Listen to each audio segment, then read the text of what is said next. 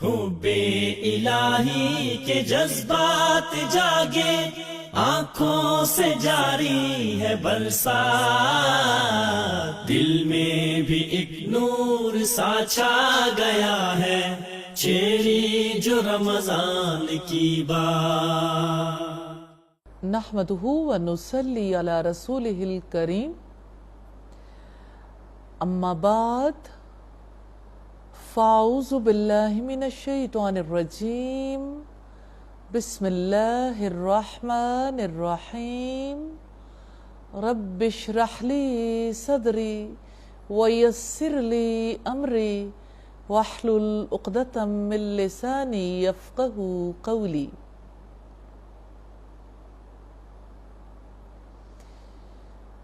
بہار کی آمد آمد ہے۔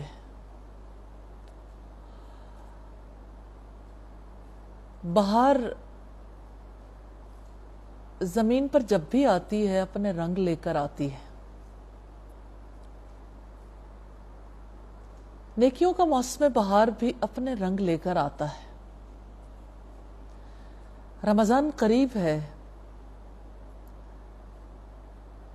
برکتوں والا مہینہ، رحمتوں والا مہینہ۔ نبی صلی اللہ علیہ وسلم اس مہینے کی آمد سے پہلے شعبان میں کمر باندھ لیا کرتے تھے۔ اب کی تیاری، اب صلی اللہ علیہ وسلم کا طرز عمل ہمارے لیے اسوہ ہے، نمونہ ہے۔ یہ پروگرام بھی اسی سلسلے کی ایک کڑی ہے کہ ہم رمضان کی آمد سے پہلے یہ دیکھیں کہ اللہ تعالیٰ نے رمضان کو برکتوں والا بنایا، رمضان کو محترم بنایا، رحمتوں کا مہینہ بنایا۔ آخر کیوں؟ عمومی طور پر یہ سمجھا جاتا ہے اور پکارا بھی جاتا ہے کہ رمضان روزوں کا مہینہ ہے۔ کیا شک ہے؟ یہ روزوں کا مہینہ تو ہے ہی، لیکن قرآن یہ کہتا ہے شہر رمضان الذی انزل فیہ القرآن، رمضان کا مہینہ وہ ہے جس میں قرآن نازل کیا گیا۔ یہ نزول قرآن کا مہینہ ہے۔ نزول قرآن کے مہینے کو کیسے سیلیبریٹ کریں، کس طرح سے اس مہینے کا استقبال کریں، اس کی آمد سے پہلے کیا کیا تیاریاں کر لیں۔ ہمیں وارملی ویلکم کرنا ہے اس مہینے کو، لیکن اس کی تیاریوں کی نوعیت فرق ہے۔ ایک اعتبار سے اپنی مصروفیات کو سمیٹنا بھی ہے تاکہ رمضان کے لیے زیادہ سے زیادہ وقت بچا سکیں۔ انشاءاللہ ہم اس موضوع پر بھی بات چیت کریں گے کسی اور نشست میں۔ اور رمضان کی آمد سے پہلے پہلے ہم نے رمضان سے بھرپور فائدہ اٹھانے کے لیے بھی تیاری کرنی ہے، اس لیے کہ رمضان ایمان کی نشو و نما کرنے والا مہینہ ہے۔ نبی صلی اللہ علیہ وسلم نے اس مہینے کے روزوں کے بارے میں بات کی تو ایمان کے ساتھ احتساب کی۔ جیسے آپ نے فرمایا من صام رمضان ایمانا و احتسابا غفر له ما تقدم من ذنبه، جس نے ایمان اور ثواب کی نیت سے رمضان کے روزے رکھے اس کے پچھلے سارے گناہ معاف کر دیے جائیں گے۔ قیام اللیل کی بات ہے، تب بھی آپ نے یہی بات کہی من قام رمضان ایمانا و احتسابا غفر له ما تقدم من ذنبه، جس نے رمضان کی راتوں میں ایمان اور ثواب کی نیت سے قیام کیا اس کے پچھلے سارے گناہ معاف کر دیے جائیں گے۔ تو تو یہ ایمان کی نشو و نما کا مہینہ ہے۔ اور پھر بات انفرادی زندگی کی ہو یا اجتماعی زندگی کی، اب یوں سمجھ لیجئے کہ اس مہینے میں اگر پوری پلاننگ کے ساتھ وقت سے فائدہ اٹھایا جائے تو پوری زندگی کے لیے ہر رخ پر انسان کو اپنا جائزہ لینے کا بھی موقع ملتا ہے، اپنی لائف کی کوالٹی کو بہتر بنانے کا بھی موقع ملتا ہے۔ بات ایمان کی ہو تو ایمان میں اضافہ کرنے والے امور ہیں، جن امور کو عام طور پر بھی ہم انجام دیتے ہیں، لیکن رمضان کے مہینے سے جب ہم فائدہ اٹھاتے ہیں تو اس کی کوالٹی کو اور زیادہ امپروو کر سکتے ہیں۔ اسی طرح بات اگر خاندانی زندگی کی ہو تو اپنے خاندان کے افراد کے لیے ہم اور زیادہ نفع مند ثابت ہو سکتے ہیں۔ بات معاشرتی زندگی کی ہو تو پورے معاشرے میں بہتری لانے کے لیے، اس کی اصلاح کے لیے ہمارے اندر اللہ تعالیٰ نے جو صلاحیت رکھی ہے، جو ایمان سے محبت رکھی ہے، ہم اور زیادہ آگے بڑھ کے کردار ادا کر سکتے ہیں۔ اللہ تعالیٰ سے یہ دعا ہے کہ ہمیں توفیق عطا فرمائے، اس مہینے کی سعادتوں اور برکتوں سے ہم فائدہ اٹھا سکیں۔ ہم مزید بات کرنے سے پہلے چاہیں گے کہ رمضان اور قرآن کے حوالے سے بات کریں۔ نبی صلی اللہ علیہ وسلم نے فرمایا، الصیام والقرآن یشفعان للعبد، روزہ اور قرآن دونوں بندے کے حق میں سفارش کریں گے۔ روزہ کہے گا، اے میرے رب، میں نے اسے دن بھر کھانے پینے سے روک دیا تھا، اس کے حق میں میری سفارش قبول کی جائے۔ اور قرآن کہے گا کہ اے میرے رب، میں نے اسے راتوں کی نیند سے، راتوں کے آرام سے روک دیا تھا، اس کے حق میں میری سفارش قبول کی جائے، اور دونوں کی سفارش قبول کی جائے گی۔ تو اس اعتبار سے ہم دیکھتے ہیں کہ رمضان کے مہینے کے روزوں کا قرآن سے بڑا گہرا تعلق ہے، اور قرآن مجید کے نزول کا مہینہ ہے۔ اس خوشی میں اللہ تعالیٰ نے ہمیں روزے رکھوائے ہیں۔ عام طور پر تو ہمیں جب خوشی نصیب ہوتی ہے، ہم جب کسی خوشی کو سیلیبریٹ کرنا چاہتے ہیں،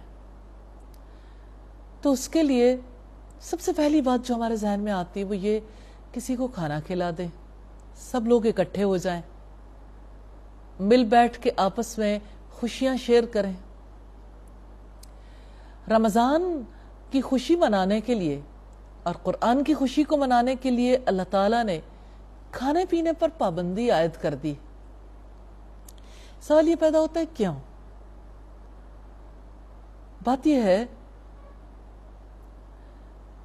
کہ قرآن مجید ہماری زندگی کی کتاب ہے، اور اس کا تعلق ہماری عقل و شعور کے ساتھ ہے۔ جب ہم قرآن سمجھ کر پڑھتے ہیں تو اس کی وجہ سے ہمارے دل پر اثر ہوتا ہے، ہمارے اندر کی زندگی میں ایک تبدیلی آتی ہے، ہمارے قلبی معاملات بدلتے ہیں، اور جس وقت دل کے اندر قبولیت آتی ہے تو انسان کے زندگی کے اعمال بھی بدل جاتے ہیں۔ لیکن جس وقت انسان کا سارا دھیان بدن کی ضروریات کی جانب ہو تو عقلی، فکری، روحانی معاملات کی طرف توجہ میں خاطر خواہ کمی آتی ہے۔ اللہ تعالیٰ نے مادی اور روحانی وجود رکھنے والے انسان کے لیے کیسا طریقہ کار رکھا ہے۔ 11 مہینے وہ جس وقت جو جی چاہے کھانا چاہے، کوئی پابندی نہیں، لیکن نزول قرآن کے مہینے میں صبح صادق سے لے کے غروب آفتاب تک اللہ تعالیٰ نے پابندی عائد کی ہے. بہت سی حکمتیں ہیں اس میں سے ایک حکمت یہ ہے کہ ہمارا بہت زیادہ وقت بچتا ہے. اس وقت کو ہم قرآن کے ساتھ بتا سکتے ہیں. اس کی ایک حکمت یہ بھی ہے کہ اللہ تعالیٰ نے روزے کے توسط سے ہمارے ایمانی نشو و نما کے لیے اہتمام کیا. روزہ سے تقوی نصیب ہوتا ہے، یعنی اللہ تعالیٰ کا خوف، اللہ تعالیٰ کا ڈر. کیسے اس کی ریئلائزیشن کروائی، یقین کیسے دلوایا، وہ یقین جو عام زندگی میں انسان کو اس طرح نصیب نہیں ہوتا. روزے کی حالت میں ہر فرد کو یہ یقین آ جاتا ہے کہ وہ اللہ سے ڈرتا ہے. مثلاً آپ دیکھیے کہ انسان کو بھوک لگی ہو، پیاس لگی ہو، وہ روزے کی حالت میں ہے، اس کے پاس ساری نعمتیں میسر ہیں، وہ تنہا بھی ہے، لیکن اس کے باوجود وہ روزہ نہیں توڑتا. کیوں؟ اللہ دیکھتا ہے. عام زندگی میں وہ شعور نصیب نہیں ہوتا، روزے کی حالت میں انسان کو وہ شعور نصیب ہوتا. الحمدللہ. اور ایک انسان یہ جانتا ہے، مومن یہ جانتا ہے کہ میں نے حلال چیز کو چھوڑا ہے، حرام نہیں ہے، اللہ تعالیٰ نے اسے جائز قرار دیا ہے. تو اللہ تعالیٰ حلال چیز پر پابندی عائد کر کے کس طرح سے حرام چیز سے رکنے کے لیے تیار کرتے ہیں.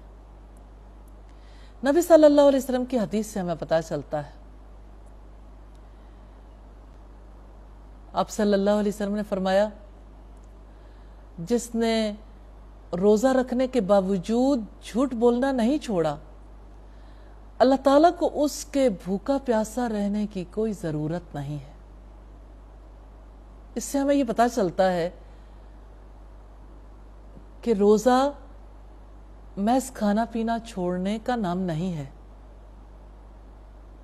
کھانا پینا چھوڑنا تو ایک ایسی علامت ہے جس سے ہمیں ہر وقت ریئلائزیشن ہوتی ہے، ہر وقت کا ایک یقین نصیب ہوتا ہے کہ ہمارا اپنے رب سے تعلق ہے، ہم اپنے رب کے لیے روزے سے ہیں. لیکن جو چیز اس سے مطلوب ہے وہ یہ کہ ہم حرام سے رک جائیں، ان کاموں سے رک جائیں جن سے اللہ تعالیٰ نے ہمیں روکا ہے. اور آپ یہ دیکھیں کہ جو چیز روکنے والی ہے وہ تو اللہ کا خوف ہی ہے نا. تو اللہ تعالیٰ کے خوف کی وجہ سے انسان برائی سے رکتا ہے. روزے میں یہ کیفیت نصیب ہوتی ہے اور اس میں اضافہ ہوتا ہے، تقوی. اور روزے کی فرضیت کی آیت میں بھی اللہ تعالیٰ نے اسی چیز کا شعور دلایا ہے. یا ایھا الذین آمنوا کتب علیکم الصیام، اے لوگو جو ایمان لائے ہو تم پر روزے فرض کیے گئے، کما کتب علی الذین من قبلکم، جیسے تم سے پہلے لوگوں پر فرض کیے گئے، لعلکم تتقون، تاکہ تم متقی بن جاؤ. یہ ہے روزے کا مقصد. تو اس اعتبار سے دیکھیے تو چوتھی بات بھی بہت اہم ہے. نزول قرآن کے مہینے میں اللہ تعالیٰ قرآن حکیم پر عمل پیرا ہونے کے لیے جس بنیادی صفت کی ضرورت ہے اس کے لیے روزے رکھواتے ہیں، یعنی تقوی. اللہ تعالیٰ کا خوف دولت ہے انسان کے لیے. اور قرآن حکیم میں رب العزت نے فرمایا وَلِمَنْ خَافَ مَقَامَ رَبِّهِ جَنَّتَانِ، جو اللہ تعالیٰ کے آگے کھڑا ہونے سے ڈر گیا اس کے لیے 2 باغ. تو یہ تو اللہ تعالیٰ کی رحمت ہے کہ اس نے نزول قرآن کے مہینے کو اس طرح سے سیلیبریٹ کروایا. اس طرح سے ہم اس مہینے کو مناتے ہیں کہ زیادہ سے زیادہ برائی سے دور ہو جائیں اور بہت تیزی سے آگے بڑھیں نیکیوں کی طرف، اپنے رب کی رضا کی طرف۔ تو جس وقت اس مبارک مہینے کا ہم نے استقبال کرنا ہے تو اس سے پہلے ہمارے لیے ضروری ہے کہ کچھ تیاری کر لیں، جیسے روزے رکھنے کی تیاری، پھر اسی طرح سے وہ کام جو خصوصی طور پر رمضان سے متعلق ہیں، جیسے قیام اللیل، جیسے تلاوت قرآن مجید، عام دنوں میں بھی ہوتی ہے، رمضان میں اس کا حصہ کثیر ہونا چاہیے۔ جیسے دعائیں تو عام دنوں میں بھی ہوتی ہیں لیکن رمضان میں اس کا حصہ کثیر ہونا چاہیے۔ ذکر عام طور پر بھی ہوتا ہے لیکن رمضان میں اس کا حصہ بڑھ جانا چاہیے۔ انفاق عام طور پر بھی ہوتا ہے لیکن صدقہ و خیرات ان دنوں میں بہت زیادہ ہو جانا چاہیے۔ عام دنوں میں بھی مومن ایک دوسرے کو کھانا کھلاتے ہیں لیکن ان دنوں میں کھانے کھلانے میں بہت زیادہ ترغیب دلائی گئی، ان دنوں اس کا اہتمام اور زیادہ ہونا چاہیے۔ تو اس لحاظ سے یہ ہمارے لیے ضروری ہے کہ ہم رمضان کی آمد سے پہلے اپنے لیے پلان کریں، ہم نے کتنی تلاوت کرنی ہے، کتنے قرآن مجید ہم نے ختم کرنے ہیں۔ نزول قرآن کے مہینے کو اس سے بڑھ کر اور کیسے سیلیبریٹ کیا جا سکتا ہے۔ اسی طرح سے اس مہینے میں اپنی نماز کو کیسے بہتر بنانا ہے۔ جب تک انسان پلان نہیں کرتا چیزیں اپنی جگہ ویسی کی ویسی رہتی ہیں، اور عمل کی درستگی کے لیے تو زیادہ ضروری ہے کہ ہم اس کے لیے پہلے سے تیاری کریں۔ اسی طرح سے ہم یہ دیکھیں کہ زیادہ دعائیں کیسے مانگنی ہیں۔ ضرورت اس امر کی ہے کہ رمضان کی آمد سے پہلے پہلے ہم تلاوت کا حصہ بڑھاتے جائیں اور مختلف نمازوں کے ساتھ اس کا کچھ نہ کچھ حصہ اگر ہم ایڈ کر لیں، بے شک تھوڑا سا حصہ ہو، اس کی وجہ سے انسان کے اندر شوق بھی بڑھتا ہے، پریکٹس بھی ہوتی چلی جاتی ہے، انسان زیادہ قرآن مجید کی تلاوت کرنے کے قابل ہو جاتا ہے۔ اسی طرح جیسے دعائیں ہیں تو ابھی سے اگر مزید دعائیں، اگر آپ پہلے بہت ساری دعائیں یاد کر چکے تو اب مزید دعائیں، قرآن مجید کی دعائیں، مسنون دعائیں یاد کرنی شروع کر دیں۔ اگر آپ یہ پلان کر لیں کہ میں روزانہ ایک دعا یاد کر لوں تو یاد ہونی شروع ہو جائیں گی، اور اگر لمبی دعا ہے تو اس کے چھوٹے چھوٹے ٹکڑے مختص کر لیں ایک دن کے لیے۔ اسی طرح سے اذکار ہیں، اذکار کے لیے جب یہ نیت کر لیں گے کہ انشاءاللہ نبی صلی اللہ علیہ وسلم کی سنتوں پر عمل کرنا ہے، تو چھوٹی چھوٹی دعاؤں سے، چھوٹے چھوٹے اذکار سے آغاز کریں۔ جیسے رات کو سوتے ہوئے اگر دعا کر کے نہیں سوتے تو طے کر لیں کہ رمضان کی آمد سے پہلے پہلے یہ دعا یاد کرنی ہے۔ اسی طرح سے جاگنے کے بعد کی دعا ہے۔ اسی طرح کتنے ہی لوگ ہیں جو کھانے سے پہلے بسم اللہ پڑھنا بھول جاتے ہیں، تھوڑا کانشیس ہو جائیں۔ اسی طرح سے کھانے کے بعد الحمدللہ، اور کیوں نہ اسلام کی تعلیمات کے مطابق، رسول اللہ کی سنت کے مطابق ہر کام کو شروع کرنے سے پہلے بسم اللہ، اور اختتام پر اللہ کا شکر الحمدللہ۔ پھر اسی طرح سے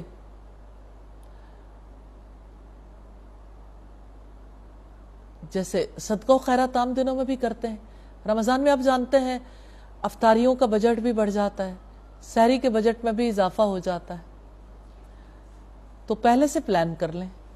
افطاریاں کروانی ہے اس کے لیے بھی پلان کر لیں۔ اسی طرح سے جیسے اپنے اخلاق کو درست کرنا ہے تو اس کے لیے بھی ابھی سے ایسی مجالس بھی منعقد کی جا سکتی ہیں، بہت ساری ایسی چیزیں حدیث کی کتب سے بھی پڑھی جا سکتی ہیں۔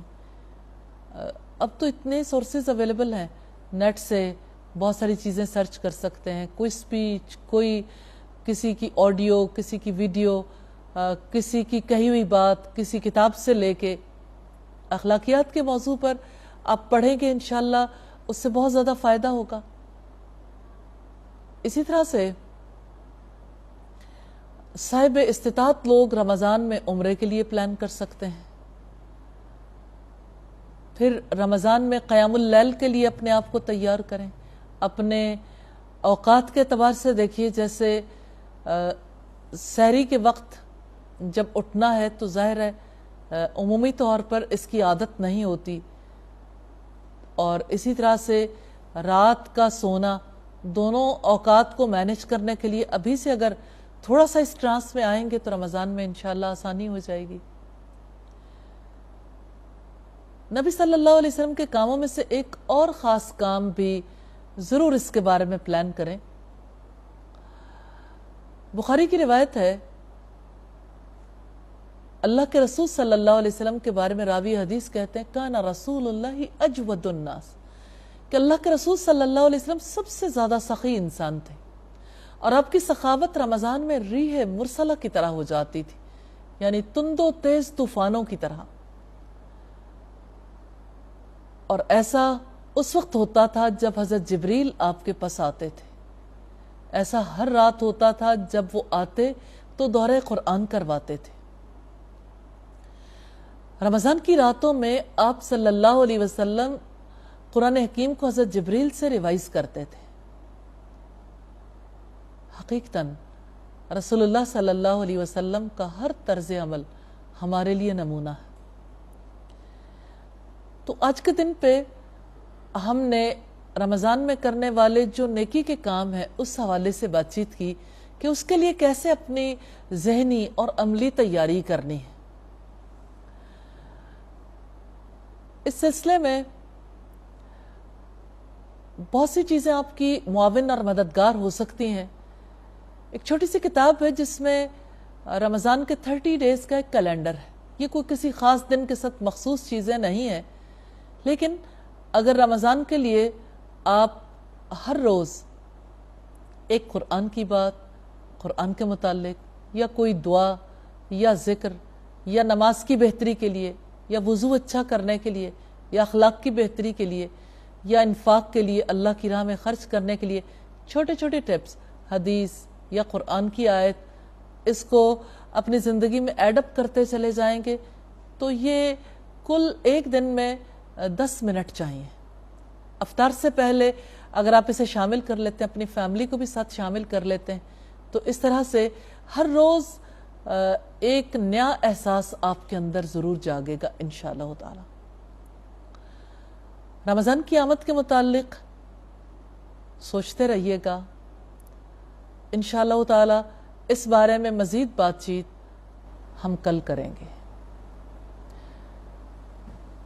سبحانک اللہم و بحمدک، نشہد ان لا الہ الا انت، نستغفرک و نتوب الیک۔ السلام علیکم ورحمۃ اللہ وبرکاتہ۔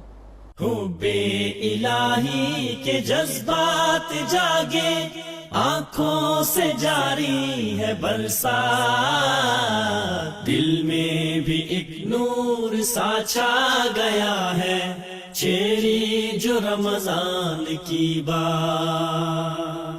حب الہی کے جذبات جاگے، آنکھوں سے جاری ہے برسات،